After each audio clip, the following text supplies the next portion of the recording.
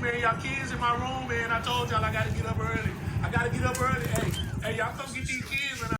Y'all hell no. I ain't playing. Focused on where had it come from? Japan or somewhere from out of this world? Hello? Who is it? Dude, Why the hell are you knocking so hard? Sorry. I thought you were a freaking cop or Jehovah's Witness. Either way, get your ass out of here. Ancient astronaut theorists have been right all along. You can't have another bone. Practically overhead, and I mean overhead. Retired anthropology professor C. Scott Littleton was 9 years old and growing up in Hermosa Beach when he spotted the strange object hovering right over his house. We saw what my mother always called a silver bug. I characterize it today as a lozenge, a long oval. It was something I'll never ever forget. It was caught in searchlight beams, and anti-aircraft shells were exploding all around it. It gradually went like this, and then began to lose altitude a little bit as it moved over what had to have been Redondo Beach. We lost track of it, but the banging continued. You can't have another bone. Very quickly afterward, we all saw a flight of planes following the track of the object, going overhead anywhere from 3 to 5 interceptors, clearly piston-driven U.S. planes. No one has ever admitted that those planes were in the sky. First thought immediately was a Japanese observation plane. Later, the Japanese records definitively proved there were no Japanese planes over Southern California that night or indeed ever. After ruling out the possibility that a Japanese plane had invaded American airspace, Secretary of the Navy Frank Knox attributed the incident to war nerves. But Secretary of War Henry Stimson quickly refuted this explanation, defensively declaring that an actual aircraft had been the target of the assault. To this day, no one seems to know just what or who was hovering over Los Angeles that night.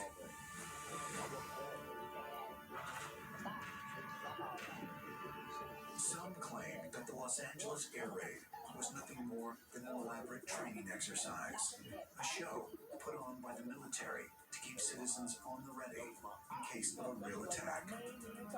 Others alleged that the unidentified flying object was, in fact, a barrage balloon that had broken loose from its tether. But even that explanation doesn't seem credible to those who witnessed the actual event. The one place where there were barrage balloons that were anchored above the aircraft plants in El Segundo, Douglas, North America, it would have to have slipped its tether, floated north up to the Santa Monica Mountains, and then back down this way. Barrage balloons don't maneuver like that. Regardless of the controversy, one fact is undisputed. An estimated 14,000 shells were fired at the strange object, and shrapnel rained from the sky for over an hour. But what were the guns aimed at? Would the Army really have put civilian lives in danger for a drill? Major panic. 6 people got killed due to car accidents and hit by falling shrapnel. A friend of mine said he witnessed a piece of shrapnel. You turn your phone down a little bit. So, yeah, there were some damage from falling shrapnel. The next morning, there was something in our backyard. My mother told me to go roll up. It was like a tarp or something. And when I knelt down in the grass, I cut my knee. I've kept it all these years. There's my shrapnel, and it's very sharp. By a process of elimination, the most efficient, and I say this as a scholar, the most efficient explanation is that it was what we would call today a UFO. something not of this world, something that belonged to another technology. If that's true, then this event was one of the largest mass UFO sightings in history. Over 1 million people saw it. But whether it was a UFO or not, the memories remain vivid for those who saw something in the sky that night. So vivid, in fact, that many of them gather each year at Fort MacArthur in San Pedro, California, to reenact this mysterious event. The city went crazy. They thought we were being attacked by Japanese planes. Some theories said weather balloon. Others said, oh, I saw a plane. I know I saw a plane. And others say, no, no such plane. Back then, it was a scary thing. I think to this day, they don't know what they were firing at. Was it weather balloon or flying saucers? But for those who believe they saw an alien craft that night, one important question remains. What happened to it? The rumor is that it finally crashed in the water and was recovered by Navy divers. So maybe it was wounded and it crashed, and this might explain why the military was so quick to react to Roswell 5 years later, because they may already have had at least some inkling of what they would find there. Was Earth really visited by an alien spacecraft on the morning of February 25th, 1942? And could the global threats posed by World War II have provided a trigger? Perhaps the idea is not as far-fetched as some would think. Is it possible that alien spacecraft could have been mistaken for enemy fighter planes in Adolf Hitler's Germany? In his 1993 book, The Gods of Eden, author William Branley theorized that extraterrestrials played a part in nearly every catastrophe in human history, and have even used war as a means to control the growth of the human population. But while many are skeptical about Branley's claims, there is one thing on which they agree: that the number of reported UFO sightings always increases during wartime. In times of war, when vast civilizations are in conflict, and in conflict so terrible that it seems as though the civilizations will wipe themselves out, suddenly out of nowhere, UFOs appear. While skeptics and military historians attribute these alleged sightings to warnings or stress, those who believe in UFOs find a number of instances hard to dismiss. When World War II broke out in September of 1939, there were numerous reports of unidentified flying objects spotted over Hitler's Germany. Although the term UFO had not yet been coined, the Allies believed the bogies, as they were then known, were new fighter planes being developed by the Nazis. But the first combat bomber jets, the German Messerschmitt Me-262, weren't deployed by the German Air Force until 1943. It certainly doesn't escape notice just how advanced the Nazi propulsion systems and their aeronautics technology really was. They had the first operational jet fighter to see combat. They were building and test flying aircraft that look incredibly similar to UFOs that are reported even today. They had greatly advanced rocket technology. There have long been rumors about Nazi projects to build aircraft using UFO technology. At the end of the 19th century, there was Aleister Crowley, H.G. Wells, Bram Stoker, who wrote Dracula, and Jules Verne, who wrote From Earth to the Moon. They were in a society called the Golden Dawn. In that society, they actually existence, not only UFOs, but extraterrestrials. That culture influenced Hitler in the late 1920s, early into the 1930s. In looking for the origins of the Aryan race, they went all the way to India and Vedic texts, which talk about UFOs. So Hitler, in his own way, was a UFO believer and sought to develop his own version of the UFO based on the Vedic text to have a dramatic wunderwaffe, a wonder weapon that would end the war.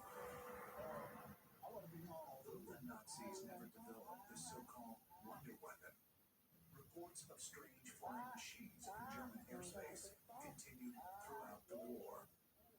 But just what was it that the Allied pilots were reporting? In the 1940s, as waves of American bombers literally obliterated German cities, Dresden, Hamburg, Berlin.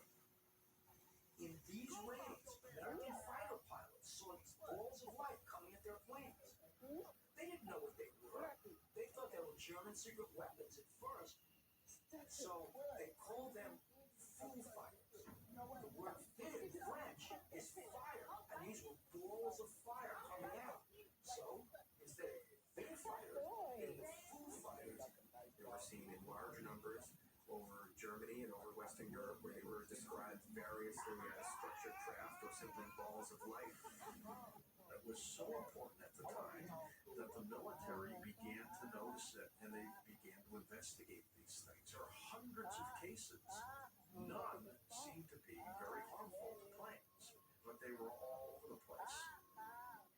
Curiously, when the Foo Fighters appeared, Allied aircraft would sometimes experience mechanical failure. And perhaps most mystifying of all was that some pilots reported flying right through the UFOs as if they had no mass.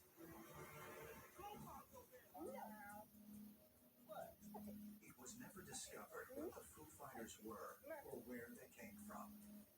But the theory that they were some sort of German secret weapon was widely accepted among Allied pilots at the time. But could the Third Reich have possessed technology more advanced than even modern aircraft? Some believe what the Nazis had developed was an advanced mechanism that scientists are still working on today. Mercury-powered anti-gravity technology.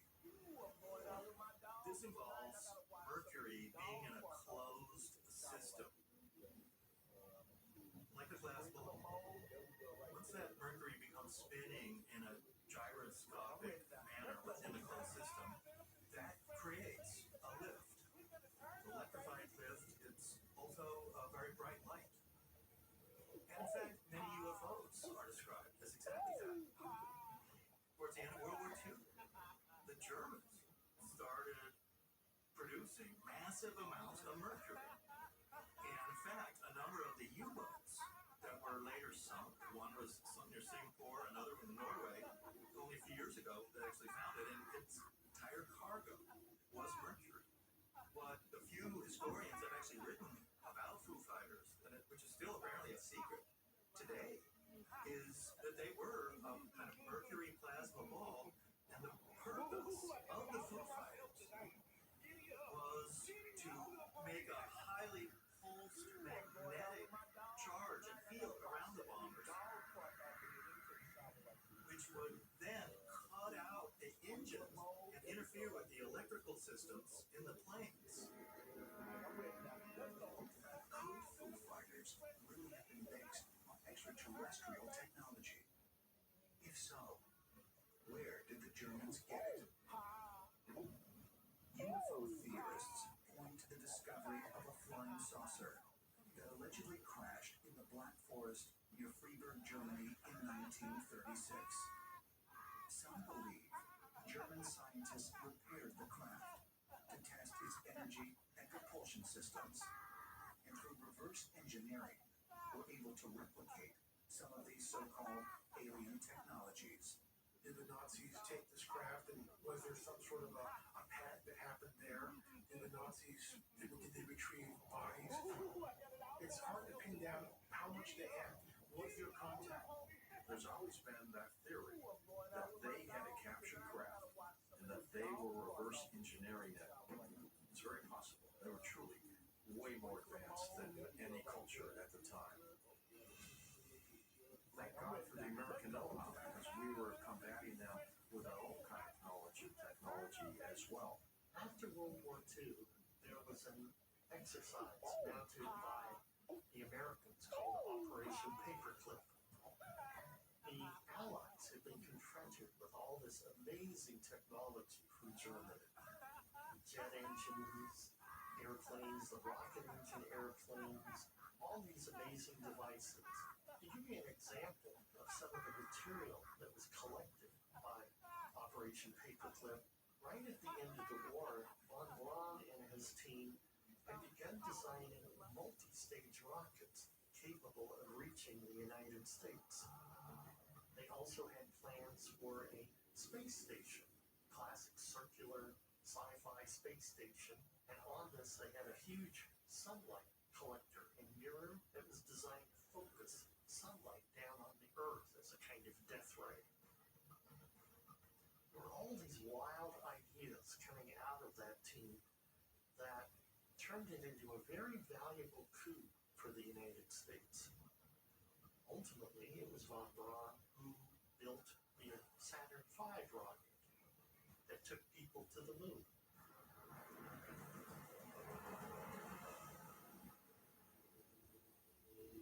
The story of the World War II Foo Fighters, much like that of the Battle of Los Angeles, has been largely forgotten or dismissed by traditional historians.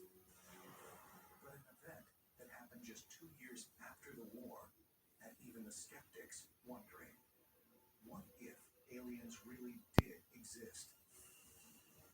And could one of their craft have crashed to Earth?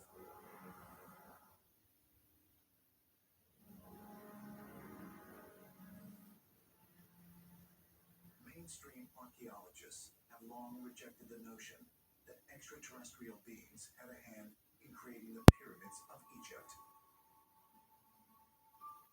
Theologians and religious scholars refute the idea that stories of the Bible or the Mahabharata could be describing alien encounters. And governments throughout history have officially denied reports that the Earth has been visited by flying saucers. But on July 8th, 1947, a UFO sighting was reported that even the United States government had trouble denying. Why? Because this time, the report was issued by the U.S. Army. I'm walking on the Foster Ranch between Corona and Roswell, New Mexico, not far from what is called the debris field right over that hill. And that debris field refers to headlines back in July of 1947 about a disc, one of those mysterious UFOs, actually crashing right out here. One night in early July 1947, a major thunderstorm rolled across New Mexico. The next morning, rancher Mac Brazel went out to check on the damage. Mac Brazel went out to make sure everything was where it was supposed to be, and he came across this really extensive area of debris, stuff he had never seen before. He brought it to the local sheriff's office. In 1947, Roswell was home to Roswell Army Airfield. The sheriff called the base sent Major Jess Marcel, and at that point it basically became a military site as they gathered up every bit of debris they could find. In their initial report, Army officials made a vague claim of having started the recovery of the debris sometime last week. But why didn't the Army report their findings right away? And why were they so ambiguous about the timeline? One of the biggest things we have is the newspaper of July 8th, 1947, where Colonel Blanchard issued a order to Lieutenant Walter Plott, who was a public information officer, saying basically we have in our possession a flying saucer. It's being taken to Fort Worth to higher headquarters. Roswell was a real turning point for ufology. I think that was because the military for the first time admitted